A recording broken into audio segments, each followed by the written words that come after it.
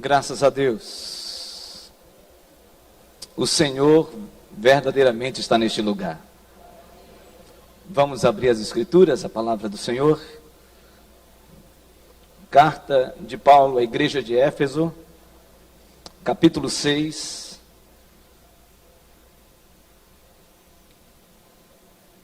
Versículo 10 ao versículo 20. Quanto ao mais, sede fortalecidos no Senhor e na força do seu poder. Revesti-vos de toda a armadura de Deus, para poderdes ficar firmes contra as ciladas do diabo. Porque a nossa luta não é contra o sangue e a carne, e sim contra os principados e potestades, contra os dominadores deste mundo tenebroso, contra as forças espirituais do mal nas regiões celestes. Portanto, tomai toda a armadura de Deus, para que possais resistir no dia mau, e depois de terdes vencido tudo, permanecer inabaláveis. Estai, pois, firmes, cingindo-vos com a verdade, e vestindo-vos da couraça da justiça, calçai os pés com a preparação do evangelho da paz, embraçando sempre o escudo da fé, com o qual podereis apagar todos os dardos inflamados do maligno. Tomai também o capacete da salvação e a espada do Espírito, que é a palavra de Deus, com toda oração e súplica, orando em todo tempo no Espírito, e para isto, vigiando com toda perseverança e súplica por todos os santos. E também por mim, para que me seja dada no abrir da minha boca a palavra, para com intrepidez fazer conhecido o mistério do Evangelho, pelo qual sou embaixador em cadeias, para que em Cristo eu seja ousado para falar como me cumpre fazê-lo. Irmãos, nesta noite, a minha oração é que Deus use esta palavra na minha vida, do versículo 20, pelo qual sou embaixador em cadeias, com toda humildade, com todo desnudar da minha alma, para que em Cristo eu seja ousado para falar como me cumpre fazê-lo. Talvez seja esta a oração de todos os pastores que temem ao Senhor. Que o Senhor encha os seus porta-vozes com intrepidez, com ousadia. E o meu desejo é que você saia daqui ao término de todos os pregadores que passaram por esses púlpitos, seja aqui no Pedras Vivas, seja na Central, pregando o livro de Efésios. Que a conclusão desta mensagem de hoje possa ser um tempo de reflexão da nossa condição como cristãos, e o que nós precisamos viver, e como devemos viver, para a glória de Deus. Esta é a minha oração, e eu a faço no nome santo de Jesus. Amém? Muito bem. Semana passada nós começamos a ministrar sobre o tema resistindo no dia mau. E nós compartilhamos com os irmãos e com as irmãs que um dia mau é aquele dia em que você envida todos os seus esforços, toda a sua capacidade de engendramento, toda a sua estratégia como homem, como mulher, para resolver problemas. E você percebe que esses problemas são grandiosos e que você, por você mesmo, não pode sobrepujá-los.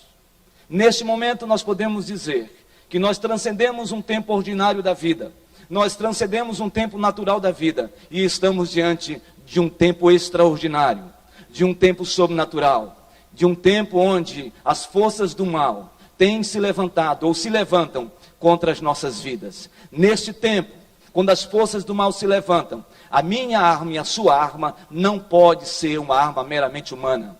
Neste momento, nós estamos diante de uma batalha espiritual, de uma luta espiritual. E para enfrentar as lutas espirituais, nós precisamos de armas espirituais, armas celestiais.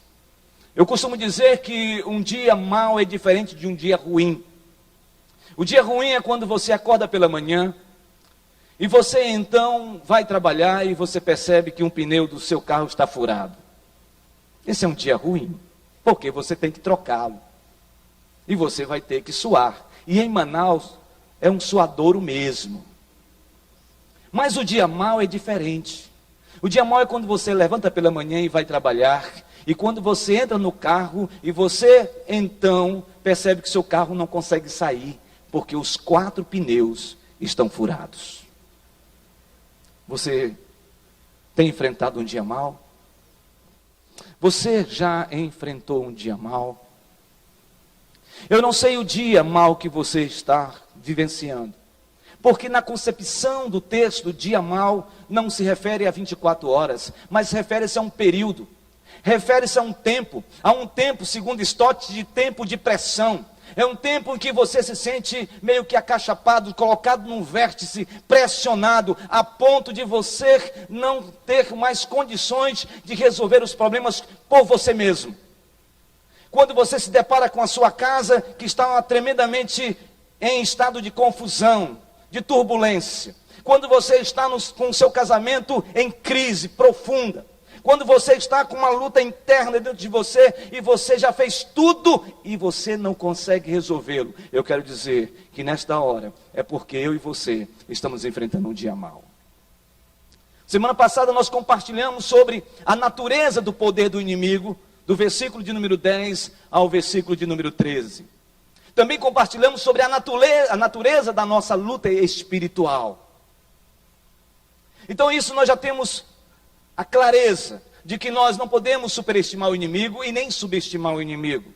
De que existe uma estrutura organizacional do inferno, das forças do mal, liderada por Satanás, onde ele tem uma estratificação, onde há um comandante e comandados, onde há um líder e há liderados, onde aquele que quis ser que nem Deus, igual a Deus, e não podendo ser Deus, o baniu da sua presença, ele e os seus liderados. E ele então veio para a terra, juntamente com os anjos caídos, transformados em demônios, e ficam em derredor, rodeando a terra, esperando que os filhos de Deus abram flancos nas suas vidas, para que ele então venha de maneira oportuna e entre e destrua e gere pavor, medo sobre a sua vida e sobre a sua casa. O inimigo, ele não tem os atributos incomunicáveis de Deus. Ele não é infinito, ele não é imutável, ele não é onipresente, ele não é onipotente, ele não é onisciente. Mas uma coisa eu sei, meu irmão, minha irmã, a despeito dele não ter nenhum desses atributos, porque esses atributos são inerentes a Deus, ele tem uma arma de guerra, ele tem uma legião, que ficam exatamente em volta, olhando a terra, passeando no meio da terra, pronto para tragar, como diz Pedro, como um leão rugindo para devorar a sua presa. O inimigo não está preocupado com pessoas que já são dele.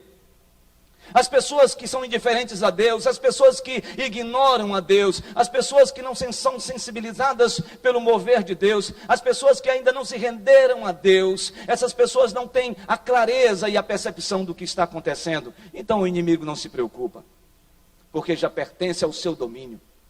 Mas a partir do momento que nós somos surpreendidos pelo poder de Deus, quando o Senhor nos alcança, com a sua graça e sua misericórdia, um ato voluntário, intencional, unicamente de Deus, nos alcançando, nos tirando das trevas e nos colocando na sua maravilhosa luz, na maravilhosa luz do Senhor, neste momento é que o inimigo vem sobre nossas almas. É neste momento que ele fica irado.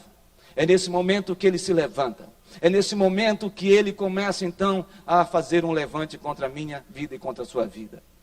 É neste momento que nós, quando enfrentamos o dia mau, nós entramos ou em guerra, em batalha, ou nós nos arrefecemos e nós nos colocamos num estado tão defensivo que não temos mais força para lutar. Por isso, Paulo agora vai tratar, a partir do versículo 14, sobre os equipamentos para resistir no dia mau. Quais são os equipamentos, as partes desta armadura, quando Paulo diz que nós temos que tomar toda a armadura, não apenas parte da armadura, mas toda a armadura, para resistir no dia mau, para resistir contra as ciladas do diabo. Eu fico imaginando esta cena. O apóstolo Paulo está aprisionado em Roma, acorrentado diante de uma guarda elite pretoriana do Império Romano. E ele contempla exatamente toda a estrutura, todo o arcabouço, toda a estrutura da armadura daquele guarda pretoriano. E então, nesta visão, ele faz uma analogia, uma comparação com relação à nossa vida espiritual, à nossa condição diante do inimigo. E ele diz: tomai toda a armadura de Deus. Tomai toda a armadura de Deus. E ele começa a fazer uma especificidade sobre estas peças que fazem parte desta armadura, desses equipamentos que fazem parte desta armadura. E o versículo 14 começa dizendo assim: estai, pois, firmes, cingindo-vos com a verdade.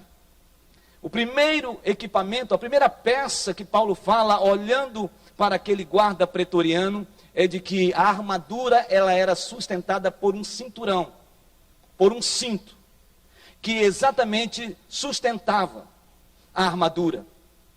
A armadura era sustentada pelo cinto daquele guarda pretoriano. E Paulo então diz que nós devemos nos cingir.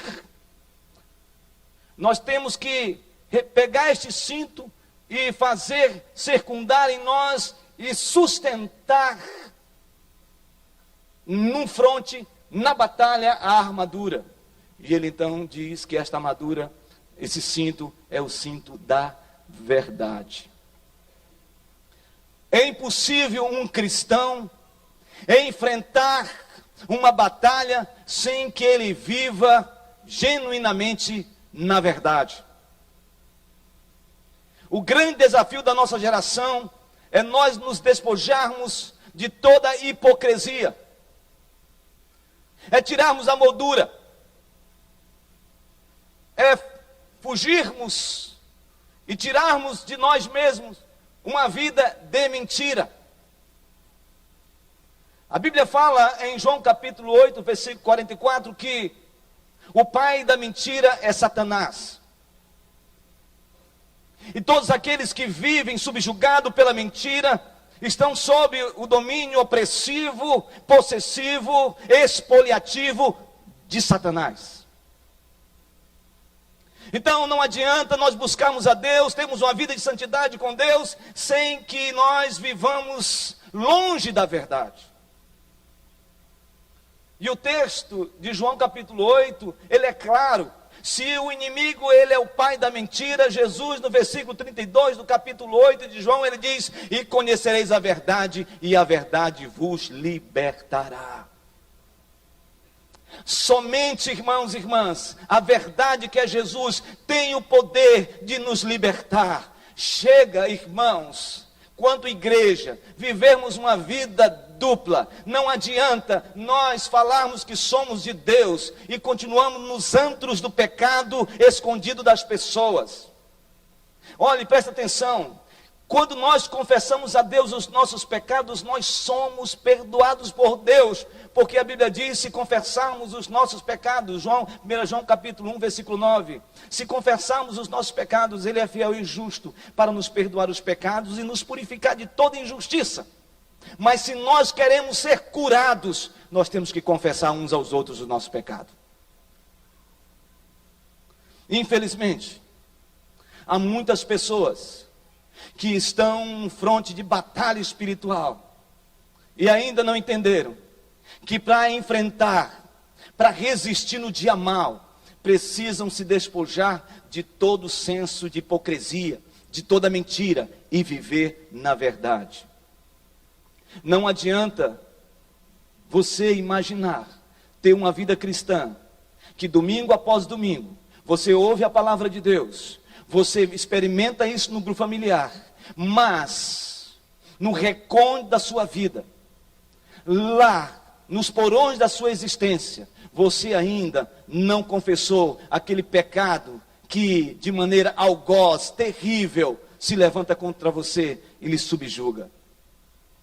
Está na hora, querido, minha querida, de declarar: eu sou do Senhor Jesus Cristo, eu já fui lavado pelo sangue do Cordeiro, a verdade está em mim. E se você está vivendo assim, declare em nome de Jesus: eu não vou mais viver na escuridão, eu não vou viver mais escondido nos porões da minha existência, guardando e escondendo as minhas práticas pecaminosas. Eu agora coloco diante do Senhor. Hoje, nesta noite, é necessário isso, de colocarmos diante do Senhor. E se você colocar diante do Senhor, confessando diante do Senhor, o Senhor vai te encher com a sua graça maravilhosa. E então você vai poder dizer: esse dia mau vai se transformar num dia verdadeiro, um dia de bênção, um dia de vitória na minha vida e na minha casa, para a glória de Deus, em nome de Jesus. A segunda peça que Paulo fala nesse texto, ele diz: vestir-vos da couraça da justiça. Essa é a segunda peça. Essa peça que fala sobre o equipamento que guardava o peitoral, o pescoço do soldado. Era uma estrutura espessa, forte, guardava o soldado. Não havia nada nas costas do soldado. Significa que ele não dava um flanco, ou ele não virava as costas para o inimigo. Ou ele ia de frente, ou ele retrocedia, voltando nesta posição. Porque era na frente, era em posição de enfrentamento, de resistência contra as forças do mal, contra o inimigo. Eu penso, irmãos e irmãs, que nós precisamos considerar esta peça. Porque quando ele diz: vestir-vos da couraça da justiça, ele está falando de dois aspectos aqui. Paulo está dizendo de uma justiça posicional. Qual é a nossa posição? Em Romanos capítulo 8, versículo 33, Paulo começa a tratar de algo interessante. Quem nos condenará? Quem irá nos acusar? Esta é a pergunta inquietante do apóstolo. Quem é que lhe acusa? Quem é que lhe condena? Quando nós estamos enfrentando uma luta, no dia mau, o inimigo quer falar exatamente o quê? Que você é incompetente, que você é incapaz, que você é fraco, que a sua couraça, ela tenha uma brecha. Ele está falando de que você não vai prevalecer, e que ele vai dominar a sua vida, e que ele vai coordenar a sua vida, e que ele vai gerenciar a sua vida. Mas ele esqueceu de algo, que essa couraça é a couraça da justiça. Ele esqueceu de que o seu nome já foi escrito no livro da vida. Ele esqueceu que você pertence a ele. Ele esqueceu que Romanos capítulo 8, versículo 1 diz: justificados, pois, mediante a fé, temos paz com Deus por meio do nosso Senhor e Salvador Jesus Cristo. Eu e você já fomos justificados. A justiça de Deus foi aplacada na cruz. A ira, quando Jesus morre na cruz do Calvário, a ira que estava sobre a humanidade foi totalmente deliberada, foi totalmente aplacada pela presença de Jesus, e o seu sangue vertido na cruz do Calvário nos justificou. Eu e você somos justificados, fomos justificados, somos do Senhor, regenerados, transformados. Então, meu irmão, minha irmã, pare de ficar retrocedendo. É hora de você se levantar e falar: na minha casa e na minha vida, esta couraça é uma realidade, e eu vou enfrentar em nome de Jesus, porque Jesus Cristo é o meu Senhor. Eu já fui justificado, e nenhuma condenação mais virá sobre a minha vida e sobre a minha casa, porque a minha casa foi lavada pelo sangue do Cordeiro. Pare de ficar reclamando da vida. Pare de ter um sentimento de que você não vai prevalecer. Pare de ter um sentimento de autocomiseração. Ó vida, ó dor, ó azar, nada vai dar certo. É hora do povo de Deus entender de que no dia mau é um tempo de batalha, é um tempo de guerra, é tempo de enfrentamento. Meus irmãos, minhas irmãs, nós sabemos que a luta é grandiosa. Sabemos que há muitos irmãos e irmãs que lutam mesmo para sair de uma penúria, de uma luta, de uma batalha grandiosa. Mas eu quero dizer uma coisa: isso não te faz se sentir apequenado no embate da vida. Porque se você está passando por isso, se você está enfrentando isso, você pode ter certeza que o texto do Salmos 23 tem que ser uma realidade espiritual na sua vida. Ainda que eu ande pelo vale da sombra da morte, não temerei mal nenhum. Ainda que eu ande pelo vale da sombra da morte, não temerei mal nenhum, porque a tua vara e o teu cajado me consolam.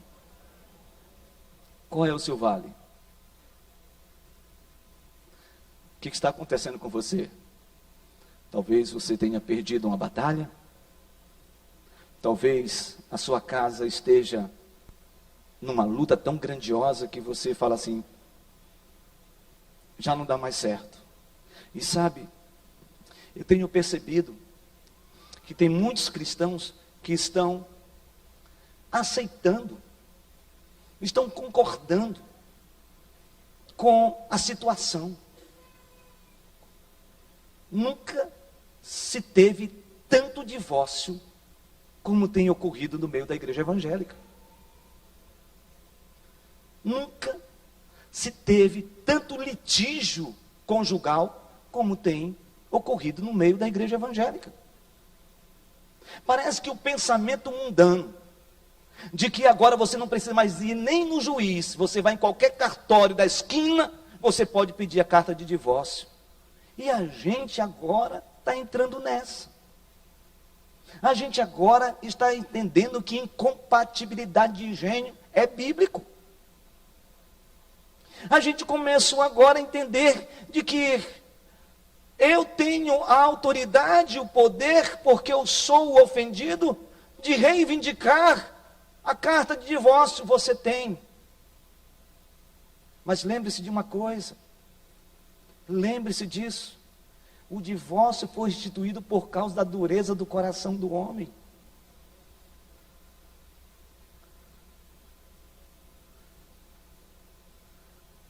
Meus irmãos, minhas irmãs, não é qualquer coisa. E não é por qualquer coisa que a gente tem que começar a rasgar a aliança que nós fizemos diante do Senhor. A gente foi para o altar diante do Senhor. Ele estabeleceu aliança. Às vezes nós não estamos percebendo que o inimigo está ludibriando, gerando essa legitimidade falsa, equivocada, pecaminosa. Eu e você não temos o direito de romper a aliança do Senhor. É só Deus que pode romper a aliança.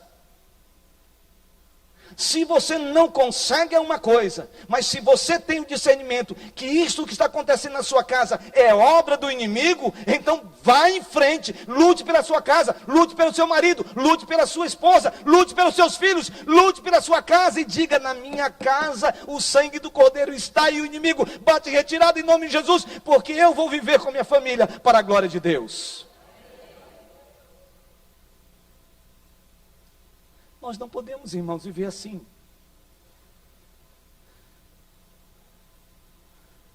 Por isso, que antes de casar, pensa bem. Mas pensa. Mas olha direito. Dá uma visualizada. Não fica só olhando na coisa. Não fica só aquela coisa: ai, pastor, eu preciso casar porque eu já estou subindo nos tamancos. Não, irmão. Pastor, se eu não casar, a coisa vai ficar pior. Que é isso, irmão? É por isso que você está casando? Você tem que casar segundo a vontade de Deus, para que depois você não faça besteira. Não faça besteira. Aguenta o rojão, irmão. Aguenta. Senhor, me dá graça.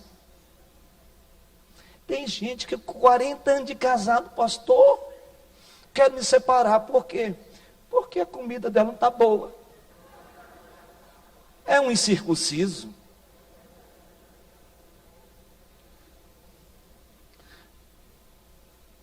Versículo de número 15 diz: calçai os pés com a preparação do evangelho.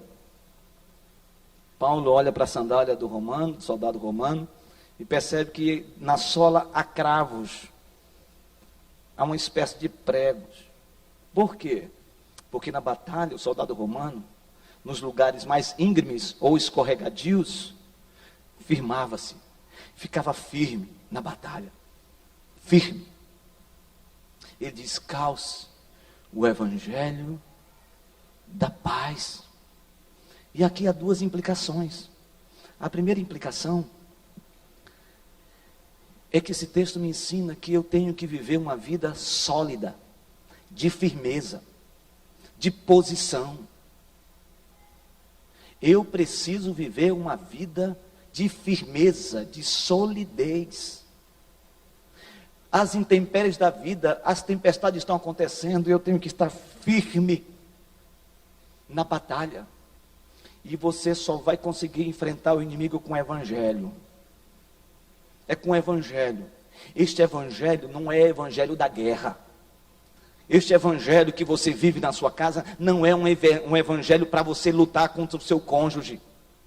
Este evangelho que você tem nas suas mãos, quando prega o evangelho para uma pessoa que não conhece a Deus, esse evangelho não é um evangelho de gerar instabilidade e sofrimento na vida das pessoas. O evangelho que nós pregamos e que nós vivenciamos, que nós temos firmeza, é o evangelho da reconciliação. Da reconciliação. Então é tempo de nós nos reconciliarmos enquanto família, reconciliarmos enquanto igreja, nos reconciliarmos enquanto pessoa proclamando o evangelho para pessoas que não conhecem, gente. Chega do evangelho, está enclausurado entre quatro paredes. Deus quer que você vá e anuncie o evangelho. E quando você anuncia o evangelho enche a tua casa. E a tua casa então fica cheio deste evangelho, que é o evangelho da paz. Nós precisamos de paz. Chega no final do ano, a gente olha para os irmãos. Duas perspectivas a gente vê. A primeira é que parece que o nível de irritabilidade está lá em cima. Parece que o estresse está lá em cima. Falou alguma coisa, fechou. Bateu, levou. Tem crente que diz: pastor, cuidado, porque eu estou com uma folha de arruda evangélica dizendo: comigo ninguém pode. O segundo é aquela pessoa que não está estressada. Mas sabe como ela está? É isso aí, Ruth. Sabe? Aquele senso de letargia, de sonolência. Como é que está? Eu não vejo a hora acabar. Eu não vejo acabar 2000. Tem gente que diz 2016 ainda não acabou e parece que não vai acabar nunca. Eu quero entrar já em 2017. O ocaso de 2016 precisa acabar e eu preciso entrar em 2017. Que sofrimento é esse? Que tipo de cristianismo é esse? Tem gente que está assim. Tem gente que parece que diz assim: acabou tudo. Eu não vou fazer mais nada, eu não vou dar mais um passo, eu não vou movimentar. Cuidado, se não você fizer mais alguma coisa, você cai, você fica depauperado, destruído, arrebentado. Que é isso? O evangelho não faz isso. O evangelho é poder de Deus. O evangelho é poder de Deus. O evangelho é que nos anima, que nos encoraja, que faz a gente ficar firme, olhando para cima, tendo um coração animado no Senhor, renovado no Senhor. Irmão, irmã, nós temos que estar crendo nisso, porque Jesus está voltando. Então te alegra, fica feliz, seja uma pessoa linda de Deus, fique com o sentimento de que você é do Senhor. Irmão, irmã, se levante. Levante-se. Eu estou pedindo vocês levantarem. Agora. Já! Nesse momento, levanta agora. Vamos, irmãos. Levanta. E agora, diga assim: este evangelho nos alcançou, e dê um abraço na pessoa que está do teu lado e diz: acorda, pecador, você está redimido. Faz isso em nome de Jesus. Nós somos do Senhor Jesus. O evangelho nos alcançou. Nós fomos alcançados pela graça de Deus, para o louvor e a glória de Jesus. Que coisa linda. Dê um glória a Deus agora em nome de Jesus. Coisa maravilhosa.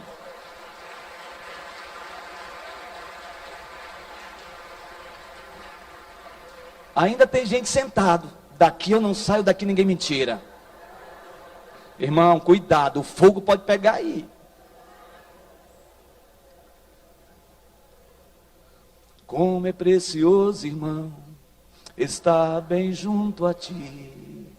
E juntos lá. Não olha para mim não, olha para o seu irmão. Andarmos com Jesus, expressarmos o amor. Do quê? Que um dia Ele nos... O quê? Pelo sangue do Calvário. Fale isso. Diga para ele: aliança no Senhor. Eu tenho com você. Eu tenho com você. Não existe mais barreiras. Deus está reconciliando marido e esposa neste momento. Creia. Diga: eu sou livre para te... E para o quê? E o quê? Agora, se você está com algum problema com o irmão, sai de onde você está e vai lá nele e abraça ele agora. Em nome de Jesus. Eu sou um, declare. Eu sou um com você no amor.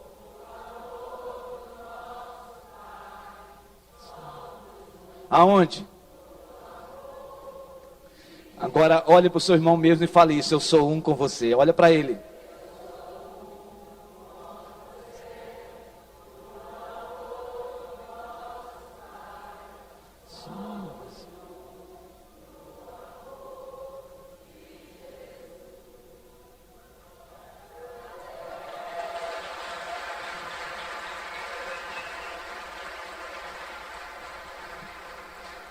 Eu não mandei ninguém dar bitoquinha aqui. Pode sentar. Segundo o Evangelho da Paz, é o Evangelho que nos dá essa reconciliação.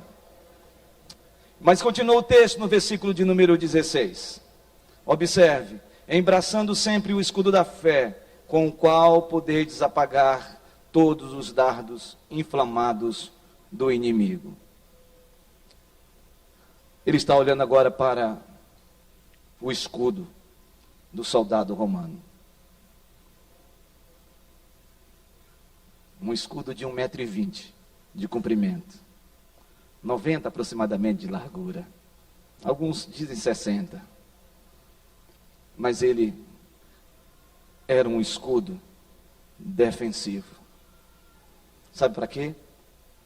Para que aqueles dardos, aquelas setas pontiaguda de ferro, com ainda uma espécie de esponja flamejante, quando com fogo lançado, aquele escudo protegia o soldado. Esse é o escudo da fé. Eu sei que o inimigo tem lançado muitas setas e muitos dardos, lanças contra você e contra a sua casa. Eu sei que todos nós enfrentamos isso. Um dia difícil, um dia mau. Mas esse escudo é o escudo da fé. Paulo aqui não está falando da fé salvífica, da fé salvadora. Paulo está falando da fé operante, de uma fé em ação. A fé que o Senhor nos alcançou e colocou em nós é a fé salvadora. Mas a dinâmica desta fé salvadora me leva a ter uma fé operante. É quando eu exercito a minha fé. É quando eu coloco em prática a minha fé. Está na hora de você colocar em prática a sua fé. Está na hora de você não mais aceitar que esses dardos que estão sendo lançados sobre a sua casa esteja desguarnecida. Está na hora de você levantar esse escudo e crer de que esta situação vai passar. Vai passar.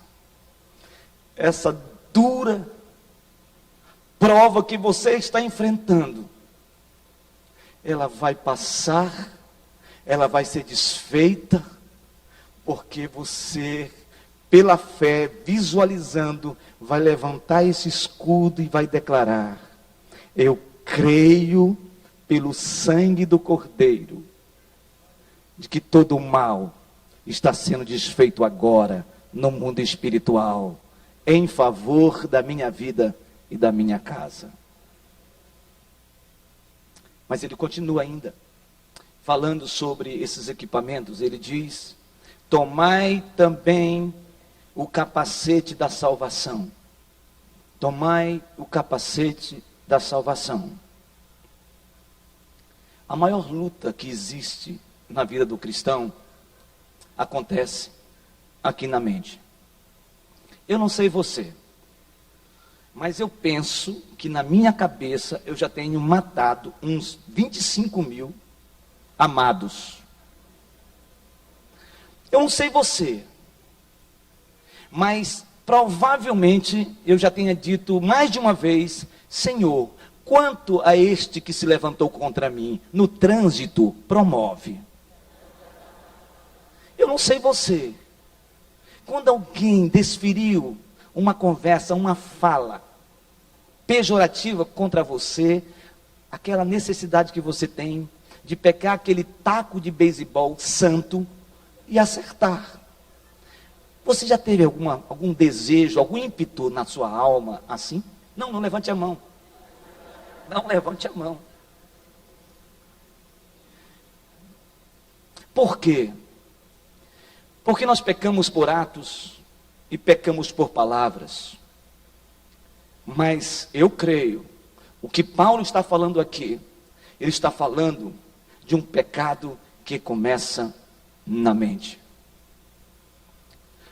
Não é por circunstância ou ironia que Paulo, escrevendo aos Coríntios, ele diz que nós precisamos levar nossa mente cativo à mente de Cristo. O que ele está dizendo é que a nossa mente precisa ser involucrada pela mente de Cristo. Porque na mente é que acontecem muitas lutas. É na mente que nós elucubramos e organizamos os nossos intentos mais terríveis. É na mente que nós organizamos as coisas.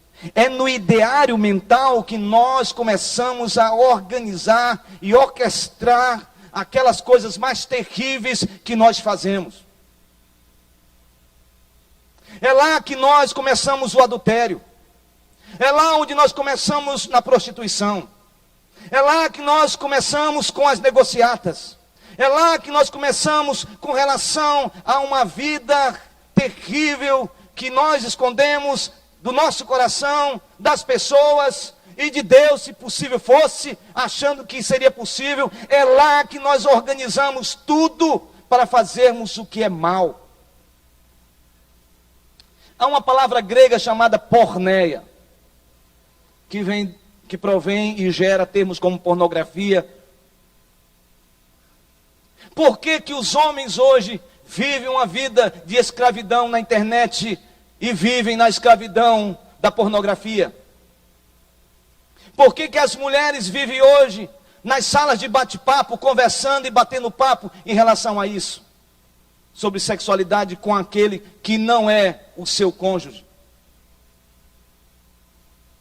Por que que a gente não começa a perceber de que é na mente que nós estamos produzindo as coisas mais terríveis, como por exemplo em Sorocaba, ou melhor, em Manaus, muitos irmãos, muitas irmãs, evangélicos e evangélicas hoje, vivem na jogatina, jogando jogo de azar, jogando aí dentro dos bingos da vida.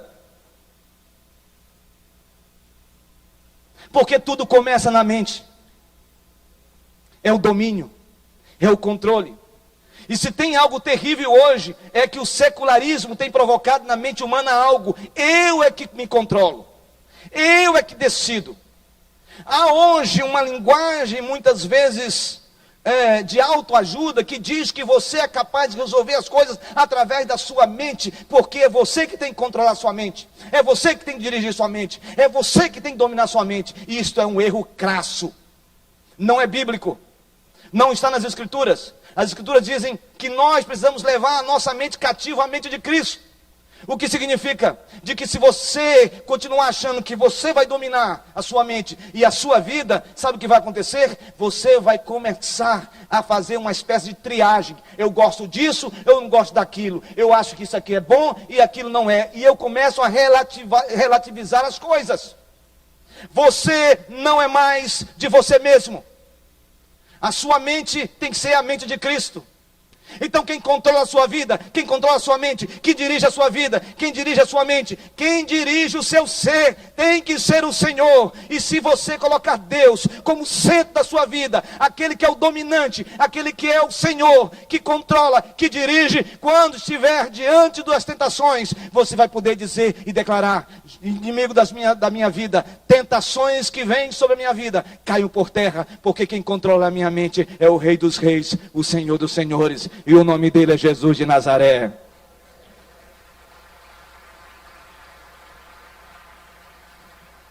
A grande questão é: você está com o capacete da salvação ou não? A grande questão é: você está sendo dominado pelas forças do mal ou dominado pela mente de Cristo? A grande questão é: estamos sendo controlados pelo Senhor? Ou estamos sendo controlados, ou melhor, descontrolados por causa das forças do mal? Esta é a questão.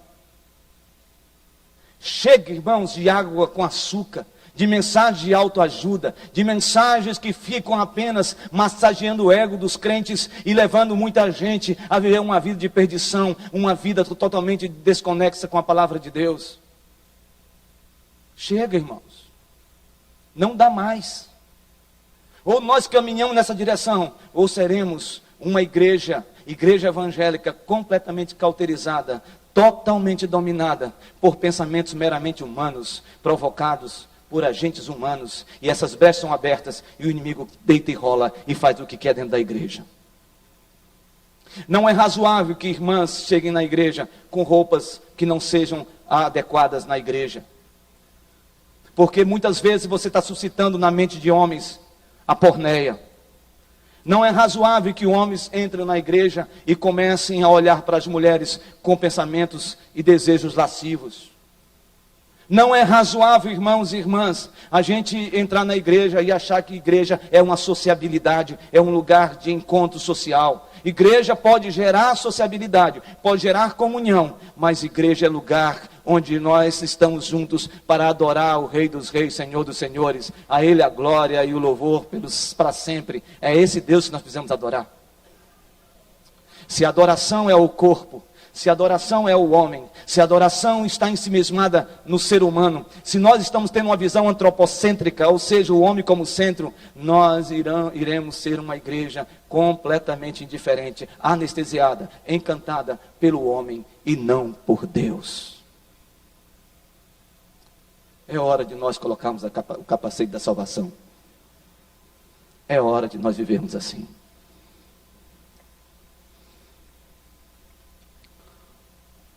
Chega, irmãos, de rebeldia na igreja. Chega, irmãos, de altivez na igreja. De orgulho, de soberba. De achar de que o conhecimento, a cognição, a intelectualidade está acima da piedade. Martin Lloyd Jones diz que nós temos que ter luz na mente e fogo no coração. Está na hora de nós reconhecermos as autoridades espirituais que levam Deus a sério na igreja. Está na hora de nós olharmos para os pastores desta igreja, e eu posso dizer isso como homens que temem ao Senhor, que amam o Senhor e que são desprovidos de muitas coisas. De olhar para os presbíteros da igreja, de olhar para os diáconos da igreja, para um líder de grupo familiar, como sendo autoridade espiritual, que abre sua casa, que faz o melhor para que a obra do Senhor seja proclamada e exaltada. Queridos irmãos e irmãs, está na hora de nós restituirmos a autoridade espiritual da igreja. E eu louvo a Deus, porque essa igreja tem uma história de reconhecer nos seus pastores, nos seus líderes, algo tão bonito. Quando alguém abraça, quando alguém beija, reconhece que ali está um homem pecador, mas que ama o Senhor e que teme o Senhor. É aqui que nós falamos das nossas fragilidades. É aqui que o nosso paradigma e modelo pastoral não é aquele de altivez, de estar sobre a comunidade. O nosso paradigma é o paradigma, o nosso modelo é o modelo de Jesus. Jesus não estava sobre as pessoas, ele estava entre as pessoas, e quando ele andava, uma grande multidão o seguia. Ele estava sempre no meio das pessoas, e nós não precisamos de redoma pastoral, não precisamos de holofote pastoral. Nós queremos viver o corpo de Cristo, andar no meio dos irmãos e falar para os irmãos: queridos irmãos, vamos caminhar juntos, somos pecadores, mas fomos redimidos pelo sangue do Cordeiro. Vamos em frente, porque o Senhor é conosco, Ele é o nosso general, é a Ele a honra, a glória e o louvor, é a Ele que nós temos que olhar, e a palavra de Deus é maravilhosa quando fala sobre isso. Em Hebreus capítulo 12 diz que nós temos que olhar para o autor e consumador da nossa fé. O nome dele é Jesus de Nazaré. Capacete da salvação. Chega de acharmos que somos o dono da paçoca. Chega, irmãos. Pastor, você está dizendo que a gente tem que estudar? Não, temos sim. Os pastores todos estudam. Homens e mulheres precisam estudar. Preciso continuar avançando. Preciso ter essa consciência. Você não é um alienado, você não é uma pessoa indiferente. Mas o que eu estou dizendo é que conhecimento tem que caminhar com piedade. Com piedade. Com o joelho no chão. Com boca no pó. Reconhecendo quem nós somos. E finalmente, o último equipamento. Tomai a espada do Espírito, versículo 17. Que é a palavra de Deus. Mateus capítulo 4 diz que Jesus foi levado a um monte, ao deserto. E ele então, 40 dias e 40 noites, ele esteve em oração e jejum. E ele se deparou com quem? Depois desse período, com Satanás.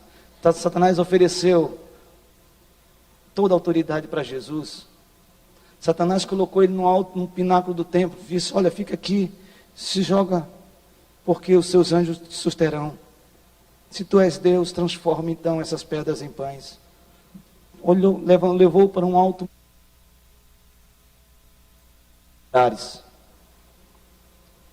Qual foi a resposta de Jesus para Satanás? Está escrito.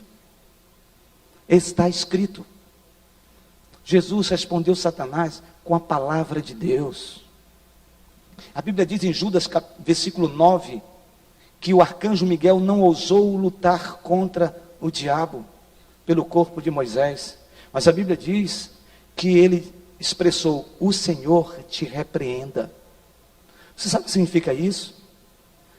Sabe o que mais o inimigo tem medo e pavor e bate em retirada? Quando você está com a espada. A espada, a palavra de Deus. Guardo no coração a tua palavra, Senhor. Queridos irmãos, o profeta Ezequiel diz: Senhor, eu quero comer o teu rolo santo.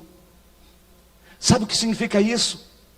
Significa que se você estiver debruçado nas Escrituras, ruminando as Escrituras, experimentando as Escrituras, quando estiver vivenciando o dia mau, você vai ter uma espada cortante, penetrante, uma espada de vitória, e você vai declarar: a minha casa prevalece diante desta luta, por uma expressão única e inequívoca da palavra: está escrito, ao Senhor somente a Ele adorarás e somente a Ele darás culto. Podemos aplaudir o nome de Jesus pela palavra dele, a palavra dele, a palavra dele. Vamos ficar de pé.